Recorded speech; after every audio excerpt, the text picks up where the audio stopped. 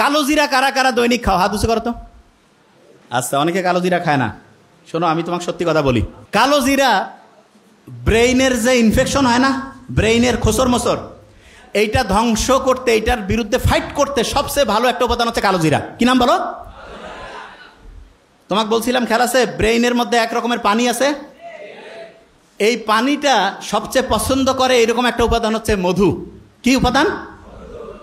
বিভিন্ন জায়গায় যে ন্যাচারাল যে মধু পাওয়া যায়, সেই মধুটা প্রত্যেক দিন 1 চামচ 1.5 চামচ করে রেগুলার খাবা কালো জিরা দিয়া। দেখবা আল্লাহর রহমতে তোমার ব্রেইনটা এত পরিষ্কার থাকবে, এত সুন্দরভাবে চিন্তা করতে পারবে। ওই যে মুখতার স্যার বললো না যে ফটোগ্রাফিক মেমোরি, ছবি দেখলো, একটা পৃষ্ঠা মাথায় নিল, সাথে সাথে রিজার্ভ হয়ে গেল। আস্তে আস্তে আল্লাহর রহমতে সেই রকম মেমোরি আল্লাহ চাইলে তোমার হয়ে যাবে। বুঝতে পারছো? তাইলে বলো তো, প্রত্যেকদিন মধু খাবো কিনা? কালো জিরা প্রত্যেক দিন। যারা মেডিকেলে পরীক্ষা দিবে কয়টা বক্স পড়বে দৈনিক? যারা ঢাকা ইউনিভার্সিটিতে দিবে তারা? যারা 2টায় দিবে কয়টা? 6টা। 2টায় দিলে 6টা। আচ্ছা, হঠাৎ করে মেজাজটা গরম হয়ে যায়, মাথাটা একটু খোঁচর মোচর করে, আসে না এরকম অনেকের? ওই সময় একটা কাজ করবা, সেটা কি বলি? ওই সময় খুব সহজ কাজ, সেটা হচ্ছে কি জানো? চোখ বন্ধ করবা। করো করো, করছো? চোখ বন্ধ করে চিন্তা করো যে তুমি যে জায়গায় চান্স পাইতেছ সেই জায়গায় চান্স পেয়ে গেছো। চিন্তা করো তো, ভালো লাগতেছে? আচ্ছা, একটা জিনিস বলি, পরীক্ষার হলে অনেক সময় খেয়াল পড়ে না, তখন চোখ বন্ধ করলে পড়াটা মাথায় আসে না। কারণটা কি জানো?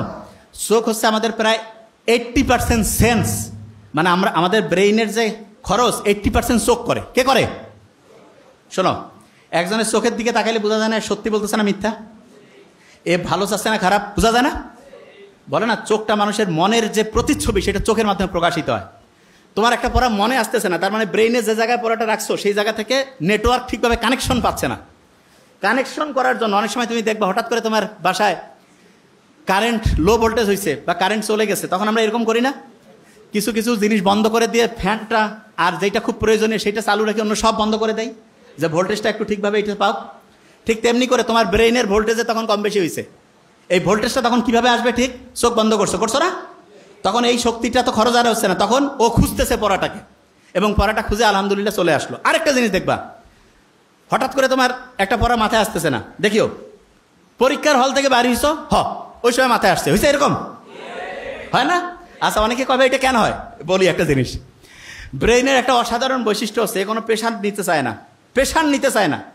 তার মানে তুমি পরীক্ষার হলে পরীক্ষা দিচ্ছ, তোমার একটা পড়া মাথায় আসতেছে না, ওই যে জায়গা থেকে বেরোইছিলাম, প্রথম কাজ হচ্ছে চোখ বন্ধ করা। কি করবা? বলো না কেন?